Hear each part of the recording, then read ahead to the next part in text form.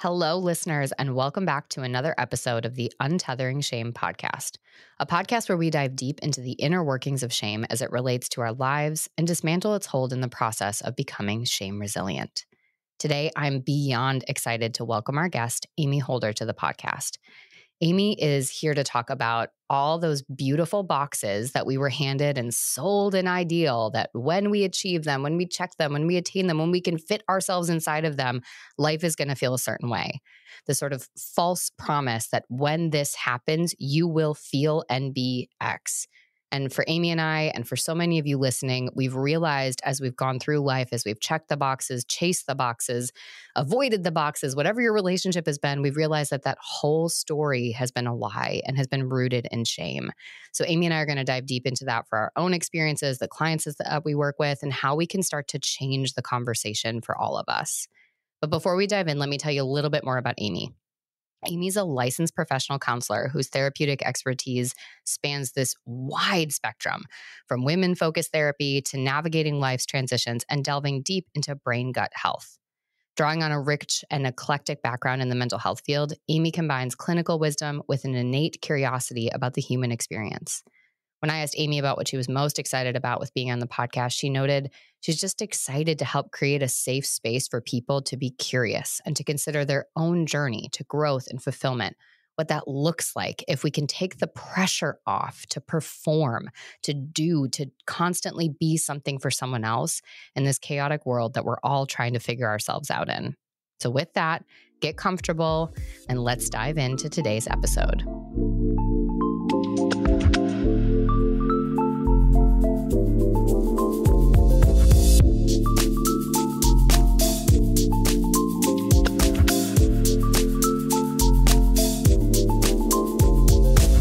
Welcome, Amy. I'm so glad that you're here. Thanks for having me. I'm so excited. I've been looking forward to this conversation.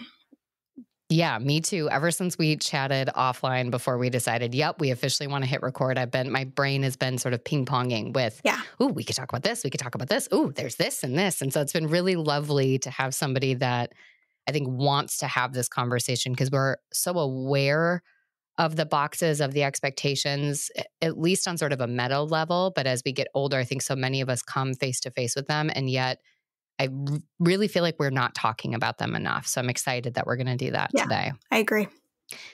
I really like to start every episode just kind of grounding where we're at to get a feel for how you and I are both entering the space. So I'm curious for you, if you could describe how you feel right now with one word, what would it be?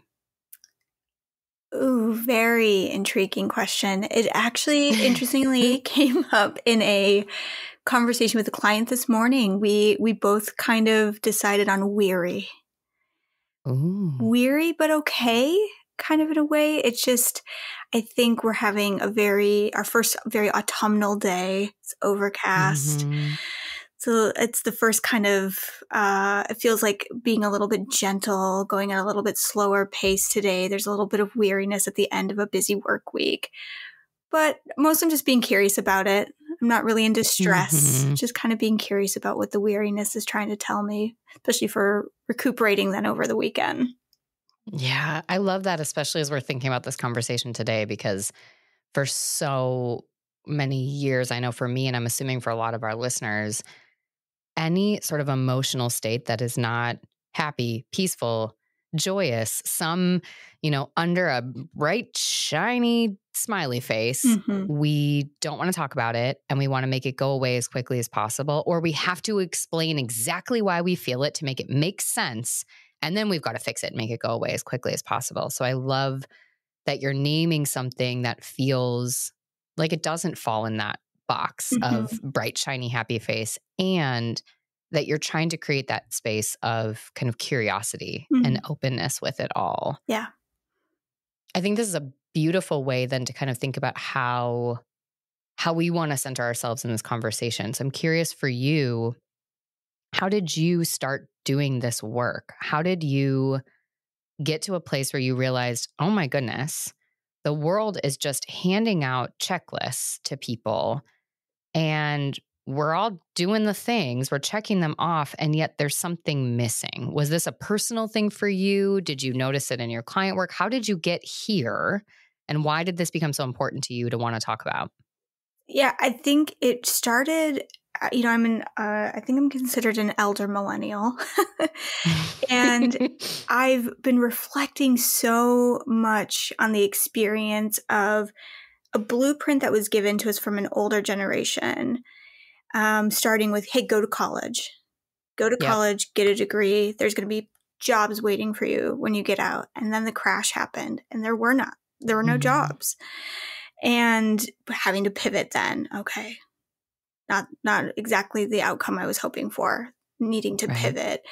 And then that's just kind of, I won't hash out all of it, but it just kind of happened over and over and over in my life. It just the moment I make a plan, just a moment where I'm ready to check the box, having to pivot, having to make some slightly different choices or go about it in a slightly different way. And still achieving all of the things, right? Getting my bachelor's degree.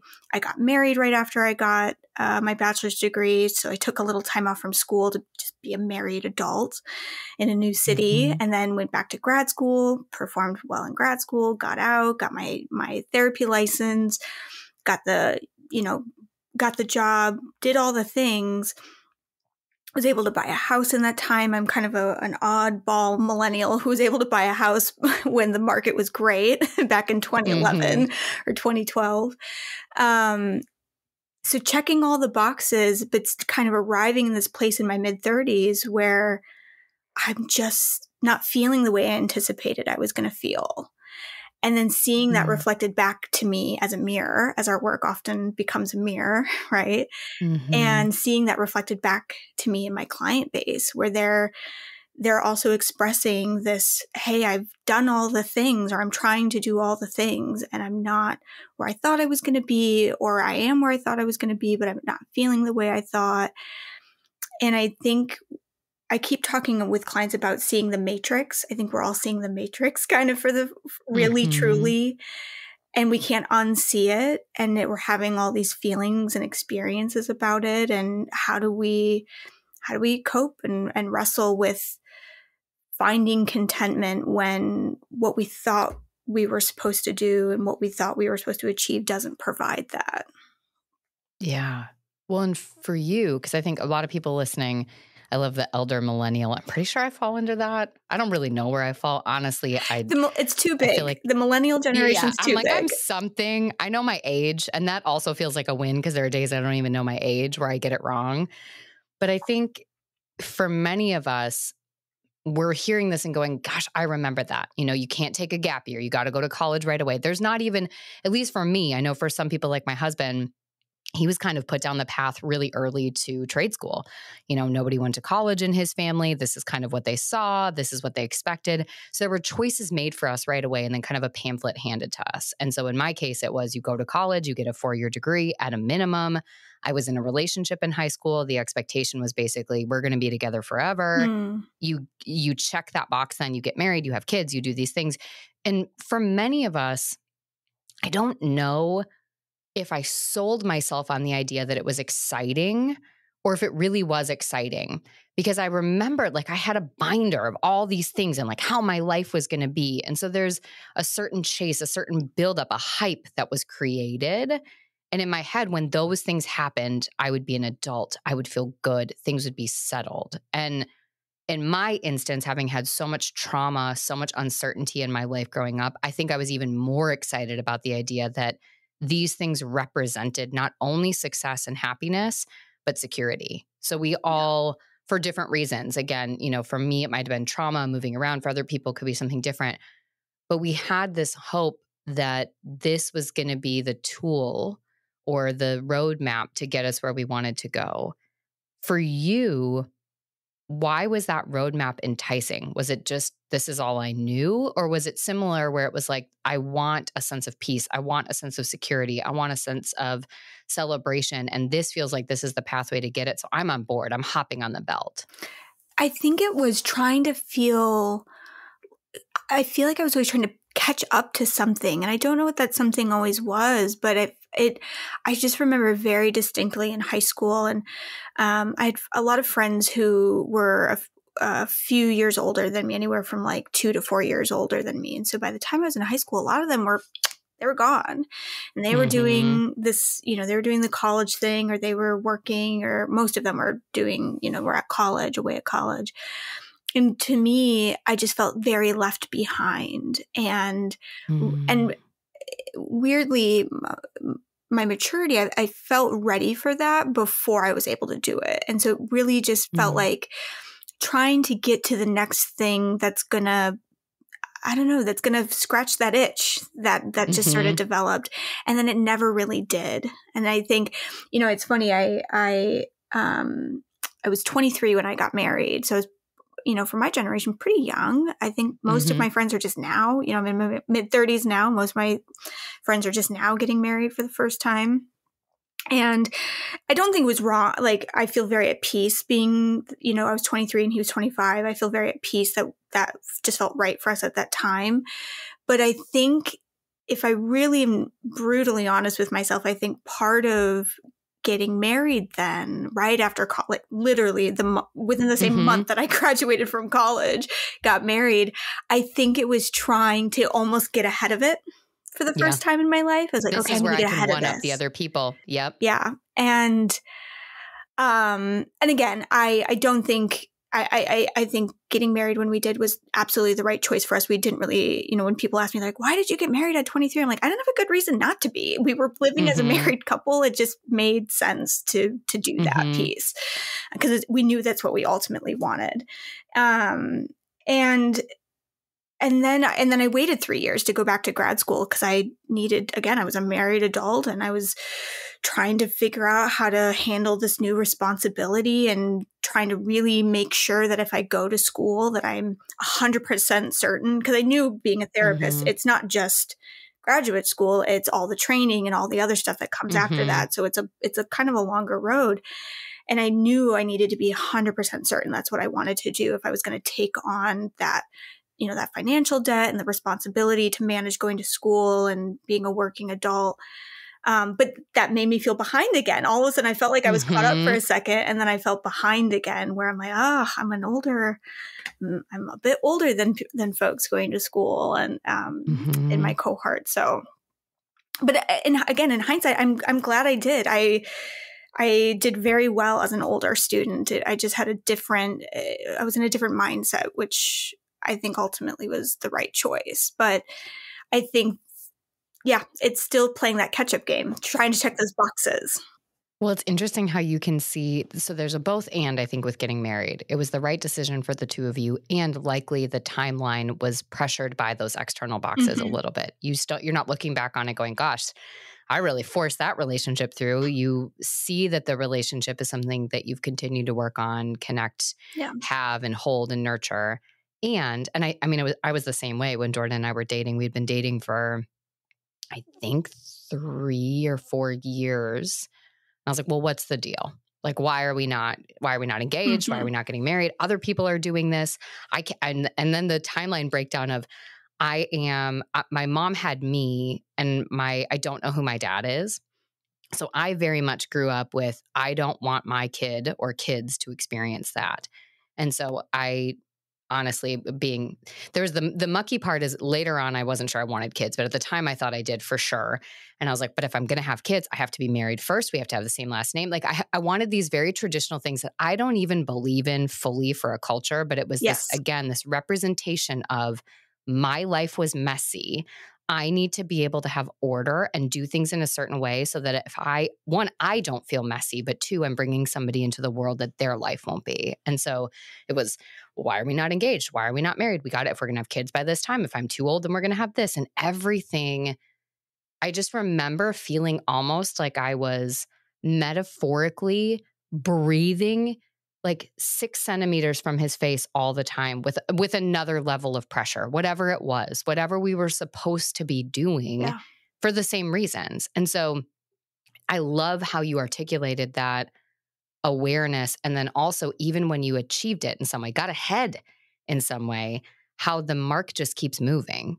then it's, well, here's the next thing that you're behind on. Here's this other thing that you're not doing. And so we see that the mark moves constantly. And that is what happens with any form of chase and perfection. And so I know for me, it was a lot of, I keep doing these things and forcing these things. And half the time, I don't actually want them. I will achieve something. You know, I was pre-med. I went through all these hoops. I was applying to med school and realizing, oh my goodness, I hate this. I hate this. My relationship I had been in for a really long time before meeting Jordan, this is not right. I'm staying here because my fear is probably similar to you feeling like you're behind by taking the time off. You knew you needed to do it. But at the instant I ended that relationship, I felt like I'm starting back at square one and now I'm going to be behind. I had a leg up because we met in high school. So everything had a plan. And so the instant that I veer off course, I now have to figure out how to go even faster to make up for that, to fix that gap. So you obviously started to become aware of, oh, okay, I see the pressure. You knew this very young. You felt the pressure, you know, in high school before that of the chase, the rat race of it. When did you then make the sort of connection to, okay, now I've done these things that I recognize I don't always like that that's the way that I feel, but I know I've been doing them and I've been chasing them and I'm sorting through that.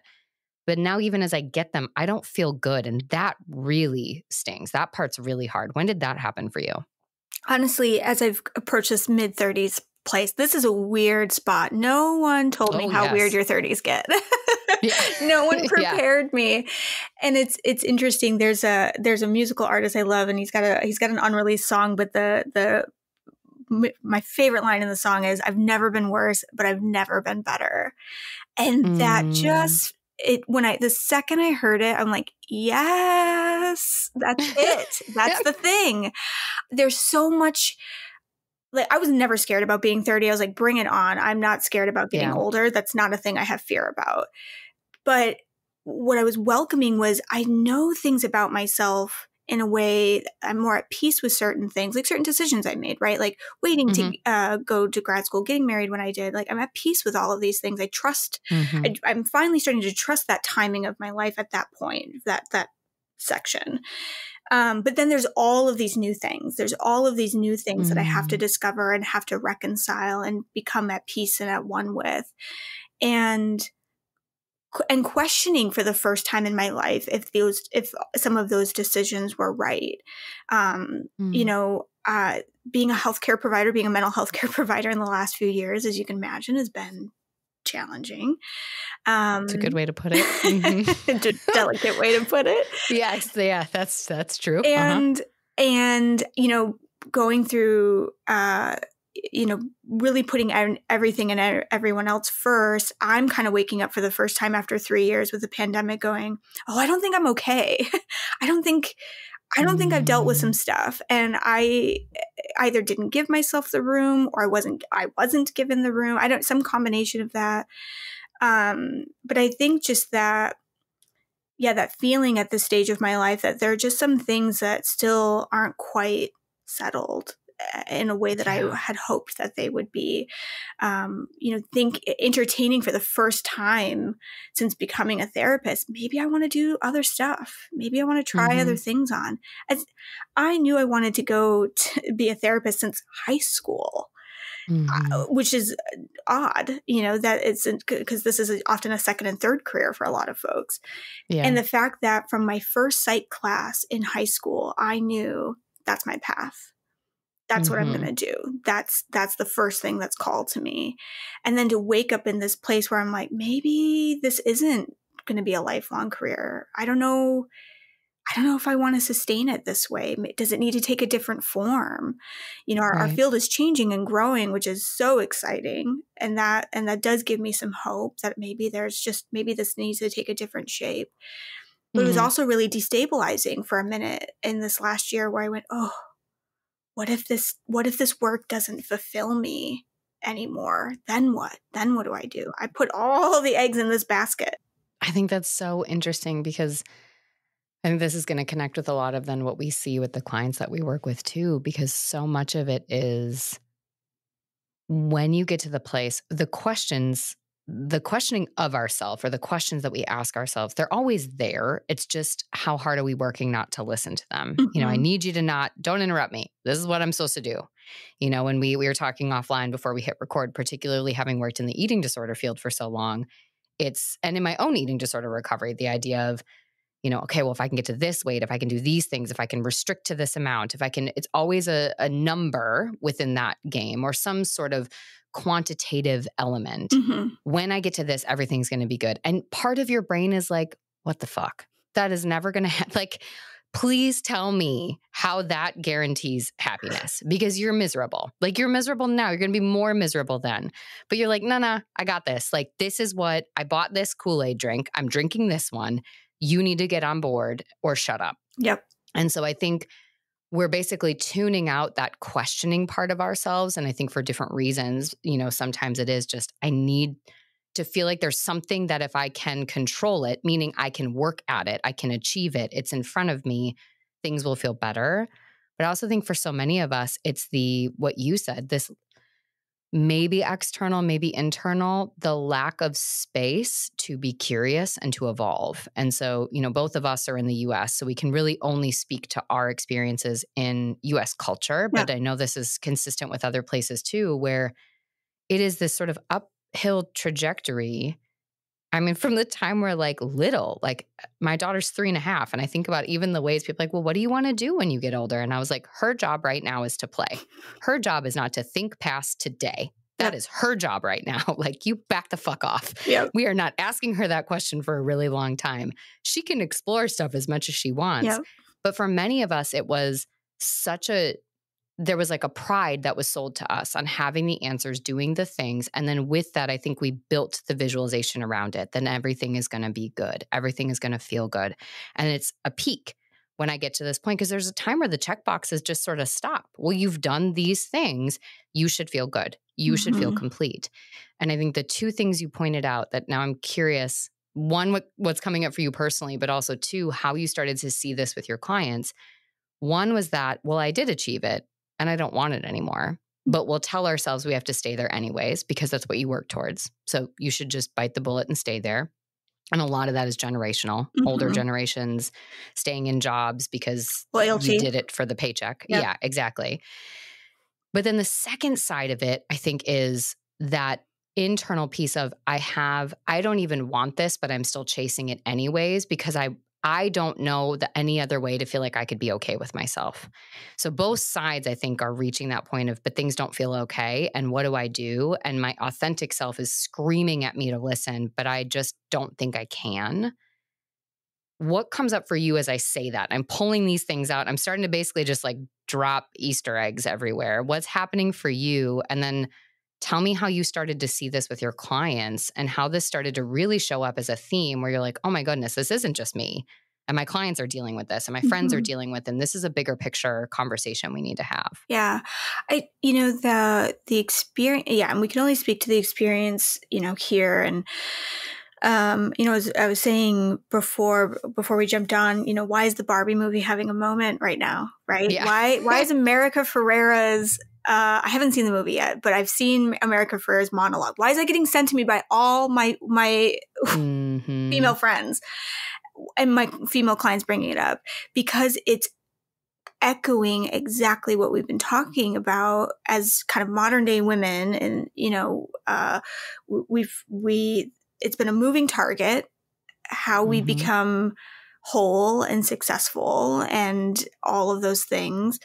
It's been a moving target, but then if for some reason we have hit the target, it's like, well, is this really what I want? Or is this what society, culture, the greater community wants for me or for me as a woman? And I work with, I have some women I've been working with where they are, they've kind of grown children. They've, or mostly grown children, pretty independent children. They've left relationships that they were in for decades in some cases. And for the first time, they get to ask themselves, well, who am I independently of everything else? Who am I not as a mother? Who am I not as a wife or a partner? Who am I just as me totally? And it's a scary big question because there's no, you can fit into a box, you can fit into a role, and that can at least make sense. You might not feel deeply, deeply connected to it, which I think there's shame about even saying, like, I don't know if I'm deeply connected to being a wife or a partner. I don't know if I'm deeply connected to being a mother or some of those roles, right? But who am I independent of all of these things? And I think it's a big, scary question. I think it's a big, and I don't think that there's a really great roadmap for us on how to navigate that, how to find that. I think we're looking at each other left to right going, do you know what to do? Do you know how to find who you are? And a lot of it, no, I'm not sure, but let's figure it out. Like, I mean, that's kind of what I say to clients is, I don't know.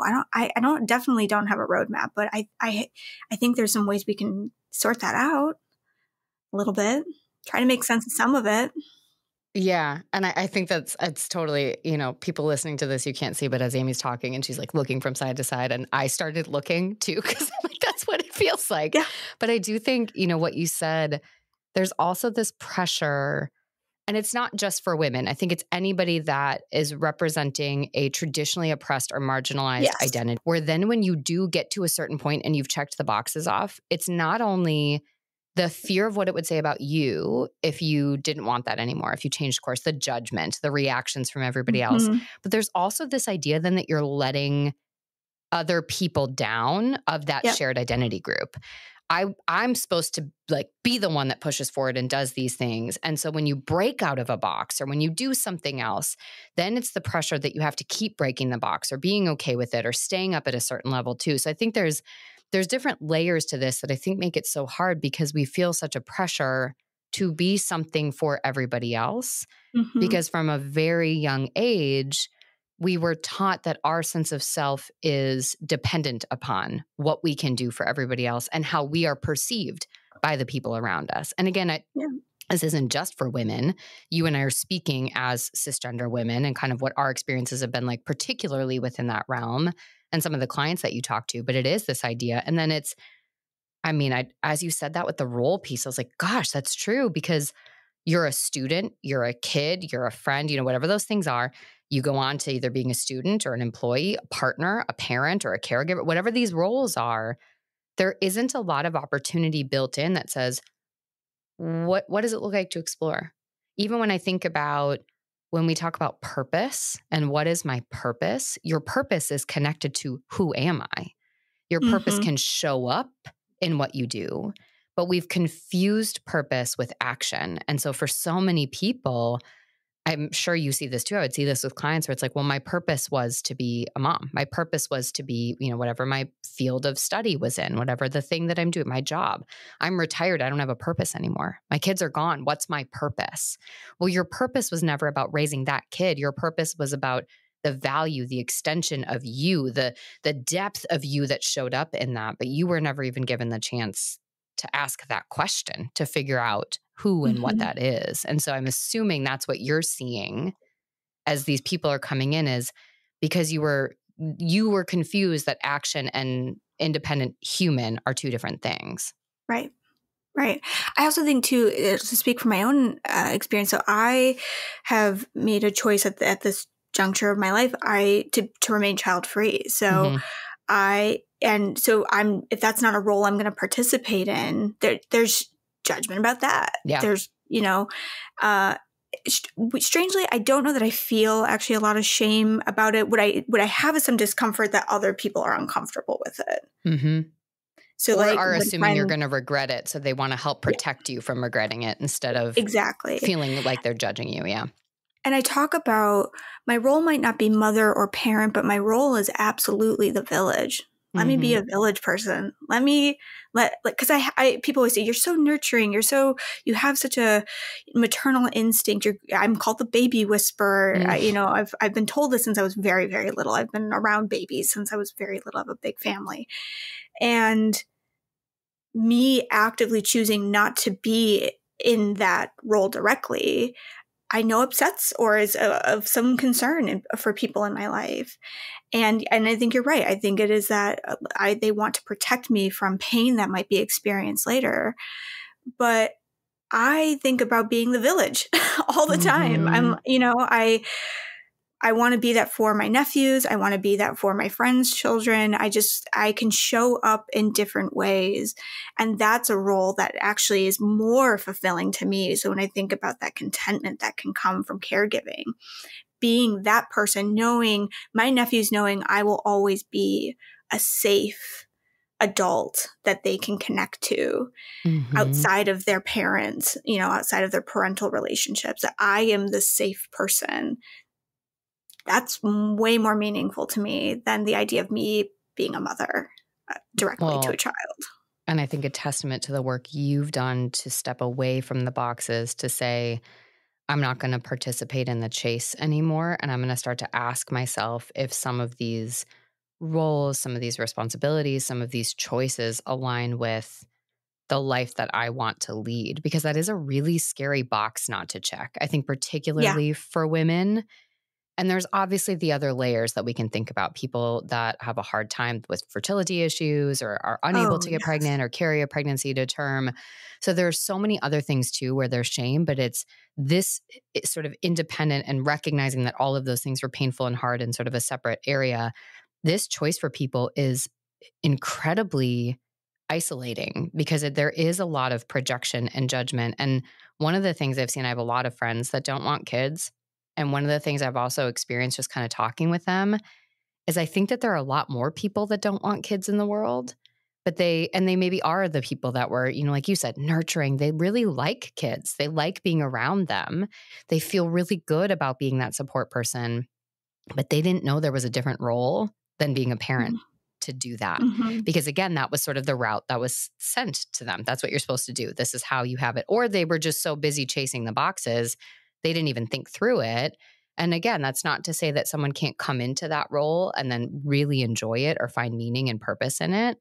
But it's a really life-altering decision. All of these decisions we've made in our life are. And so for a lot of people, it is that. And I think even some of the clients that you have that have kids that are older, however they connected to that role as their kids were young, a lot of the times in the chaos and the busyness, there's sort of a way we can, again, kind of like shut the other questioning out for a while.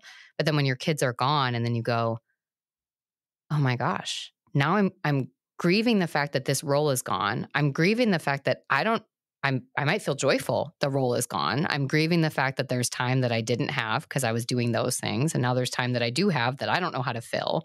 So there's just sort of this like tension point that exists.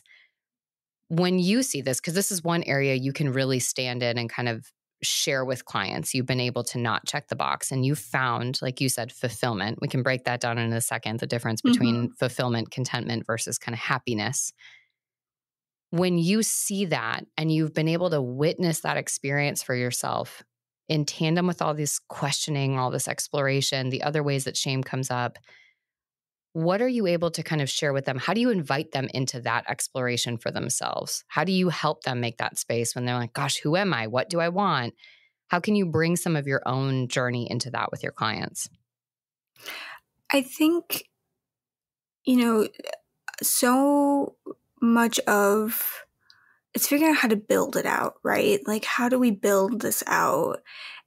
Values is always a place I start for myself, with my clients, talking about, well, what are the things you're most connected, and not aspirational values. We can all list family. We can all right. We can make if I give you a list of 30 values, you can make an argument for all of every them one about of them, why they're important, right? But in this moment, in this life stage, what is resonating most? What are we gravitating towards? And then how do we, values are quality of action. How do we make those actionable?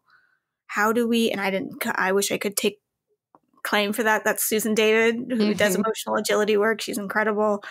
But how do we make our values actionable?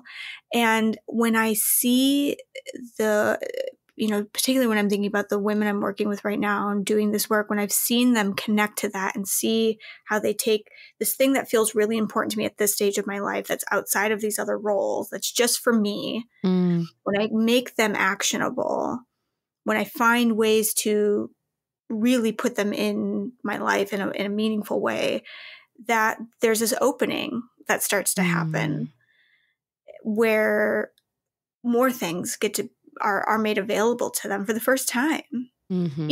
Even just permission to be curious for themselves. Mm-hmm. And that's something, like I said earlier about being weary, that's something I'm just being curious about. I'm just, I'm not trying to push it away. I'm not trying to get swallowed up in it and drowned in it, but I'm just sort of noticing it, observing it, being curious about it. What is it telling me something? Maybe not. Maybe it just needs to be here for a second. But it's all okay. But I think just that creating openings for curiosity for themselves for the first time is that's, I mean, if there's things that fill me up about this work, it's those moments. Mm-hmm. Well, and as you're talking to, I'm thinking about sort of two sides of it. So one, taking all those roles and layers off when we get deep into our vulnerable self and we think about the things that we value most, that drive us, that we're passionate about, we connect to, it's a really hard place to be. So it sounds like you're asking people, I don't want to hear about what you're doing in your role as X or Y. And I also don't want you to directly now take those values and try to use them to imprison yourself to those roles and responsibilities. Exactly. Let's make them actionable to what you're doing and just reframe your thinking and get you excited. It's let's put all that stuff over here, think about these pieces, and then we can try some of those things back on.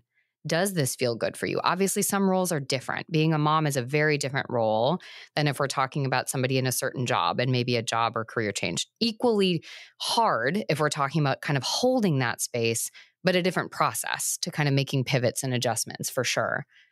Is one of the things that you do, because as you're talking about that too, I was thinking about context versus content, which I know is a big thing they talk about in acceptance and commitment therapy, but basically the idea of, for many people, if we reduce ourselves to the content, the bullet point list of what we achieve, that's kind of the boxes idea that we were talking about, versus what does it look like to build in context. And so I'm thinking a lot of what you're doing is also inviting curiosity for people to think about the context of their life, not just the season, not just their age, but I think about, gosh, I might have really wanted to stay in a private practice working with other people and not being in my house had there not been a pandemic and I had had a baby a week and a half prior to a pandemic, and my body and my mental and emotional self went through years of trauma, and we had wildfires and ice storms and this constant sense of a lack of security. The context of my life made it so therapy in a very traditional realm doesn't fit for me anymore.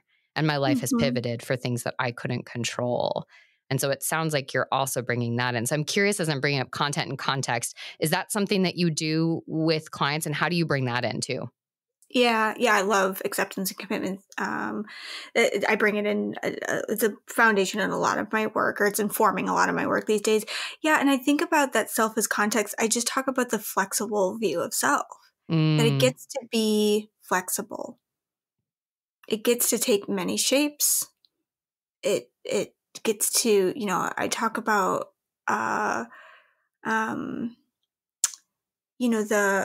if we think of ourselves as a rubber band, and a rubber band can hold itself, it can stay whole with tension, right? It has a breaking point, but if you stretch it out and you let it go, it retains its wholeness, right? It doesn't stop remaining whole. And that's something too, is I want people to explore of how do you navigate through this exploration, stretching yourself and remaining whole at the same time. But yeah, and just kind of, like you said, having to shed or let go of all of these labels, all of these boxes, all of these roles. Self as context is really hard to describe to clients. And I tell them, I feel like it's more of a feeling than it is an actionable thing. Yeah. I think it's more of a state of being than it is anything else. Like acceptance is generally, right? Acceptance is, I think, a state of being. It's the idea, I think, too, of like helping people see beyond whatever the detail is that they're getting fixated on. So if I use like my eating disorder as an example, I could have lived the rest of my life at this very specific weight range that I had sold myself on would make me happy. That is a content item. That is a bullet point. If I can achieve this, everything is going to be fine. If I build the context around that and I say, well, what would your life have to be like to do that? What would it look like if you were to do those things? Okay, well, I could never bake cookies with my daughter. I could never taste the batter when we're doing something. I could never have a spontaneous ice cream visit with her. I could never eat the same things that she's eating regularly. And then you start to play that out and I go, okay, how does that feel? Because it does, I think sometimes we still, when we're telling people, maybe you don't want that thing. Maybe that box doesn't fit for you. And I don't know if you experience this with making the decision to live child-free, but a lot of the times I think the perception for somebody who's making the non-traditional choice, non-right choice, whatever our brain has categorized as that, we're making the unpopular choice. Yep. Or at least that's what we believe it to be, even though lots of other people are doing it. It feels like we're selling ourselves on the one down. If I'm working with somebody on body image acceptance and it's like, well, I'm telling you to accept your body in a size 16, it's like I'm telling somebody that their body wasn't okay or is I'm asking them to accept that their body is okay at a 16 but really subtly saying, but a size whatever would be better. You just kind of got to tolerate that you're never going to get there. And that's not what we're saying. We're saying every single size body is absolutely beautiful. The context of beautiful living and whole body acceptance and love exists for every body size. It's the subjective interpretation that decided having kids and multiple kids at that, because only wanting one kid, I felt different but similar pressure. Yes. Having a certain body size, having a certain experience in life, checking certain boxes, owning a home. These are all the things that's the A. And if you can't attain it, I guess I'm just going to have to help you tolerate that you can't get there. That's what it's felt like a lot of the healing has been up until now. So it sounds like what you're trying to do is say, that's just one interpretation of living. That is one interpretation of a fulfilling story. But I don't care about what somebody else put on a poster. I really want you to get in touch with what fulfillment feels like for you, what contentment feels like for you. I feel content now eating all the shit that I know my eating disorder body does not want me to eat, with a body that evolves and changes every day. I feel way more content and fulfilled in my life now than I ever did chasing that content and all those things. So it sounds like that is what you're doing. Can you tell listeners, what is that? What is contentment and fulfillment? What does that mean? And how can we do that without that sort of subtle belief that really what we're doing is trying to teach ourselves to accept less and instead realize that we're teaching ourselves to embrace our abundance and our life design and what feels good for us? Yeah, I mean, we love to say happiness, right? That's the thing we all are supposed to want, right? But happiness is as fleeting as other emotions, right? It's as fleeting as weariness, sadness, fear. These are just emotions. It's an emotional state of being. I think about contentment as this thing that is long lasting, more fulfilling, more satisfying. And just like happiness, a new phone could make me happy, or getting a job that I was hoping I got. There's these moments of happiness. Different things can inform that. I think same thing with contentment. And as you were talking, I was thinking about, even just in my own experiences, like being child free, I'm also not completely unaware that I could wake up at some point, a future version of me could wake up and be like, oh my gosh, I desperately want to be a mother. And if she wakes up one morning and she's like, we're going to be a mom. I mean, obviously I have a whole other person I have to consider in my life, but hypothetically, yes. Hypothetically, that's something I can give myself permission to make a different choice, that something else can provide that contentment and that fulfillment. If something within me changes, that's an absolute possibility. But same thing, I think, when I'm thinking about life transitions and life stages, things that might have been providing contentment and fulfillment, if that role has somehow completed itself, or it's just less prevalent and something else changes, that something else now in your life has to inform what is satisfying and what is fulfilling. And again, it's that exploration. What is that? How do I get curious and flexible within that to find what those things are? I love that. And I think a lot of what that piece is also then being loving and forgiving and gracious with our past self when we sometimes go back and we look at it with judgment. Why didn't I do this? I should have done this better. Why didn't I get to this point or do these things? So all those shoulds that we kind of put on our past self, it talks pretty loudly at us all the time. And so instead, it sounds like what you're saying is really learning to make peace with the decisions that we've made, even if they were motivated or guided by those external pressures before, but just loving ourselves in that, being curious about it, learning from it. And then with the future self, loving the evolution that can and deserves to take space in terms of what fits for us. And I think that is you starting to create that context sort of idea of our lives are not stagnant. We don't want to stay here forever. They're going to evolve whether we want them to or not. Some good things, some bad things in our control, out of our control. And so it sounds like really the journey you're on with people is helping them integrate their past, present, and future and be open to the evolution while establishing roots with their values, their passions, the things that they want to anchor themselves to this evolving journey. Yes. Yeah.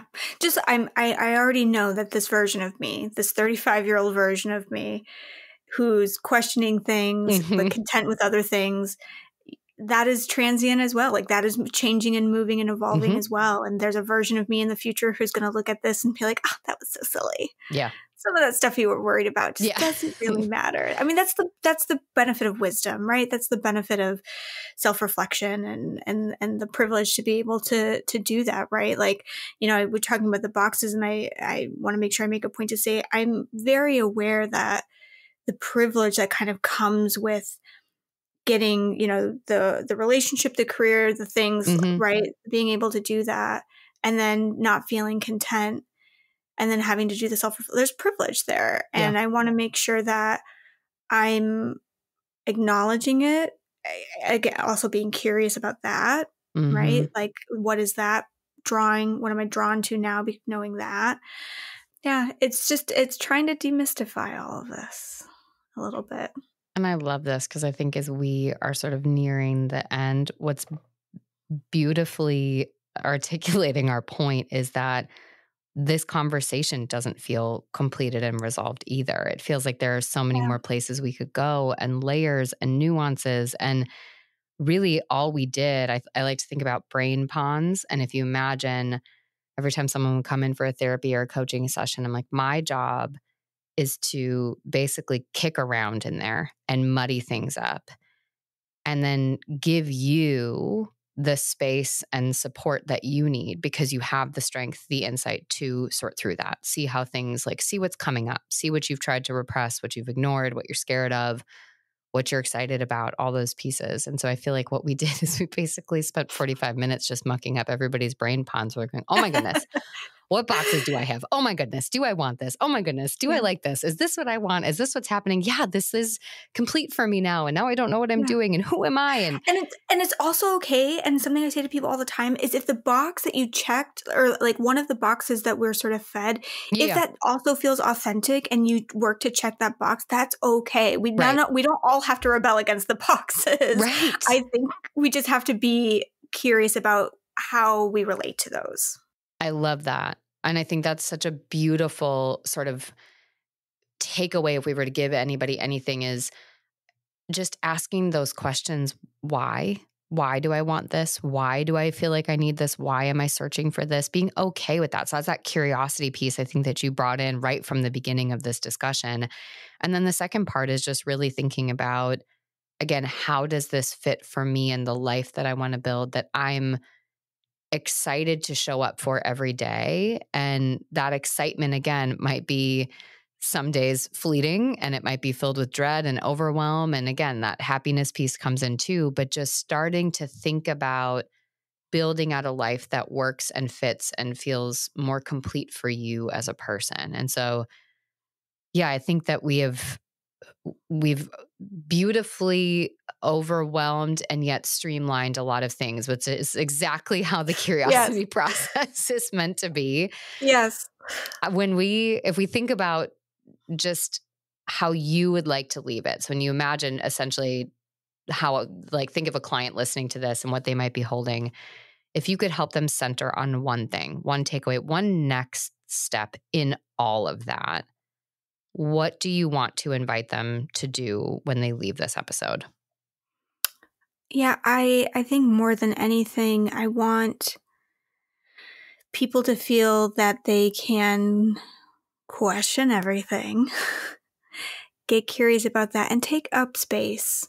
Take up space for a minute and just allow whatever surfaces to just notice it. Be curious.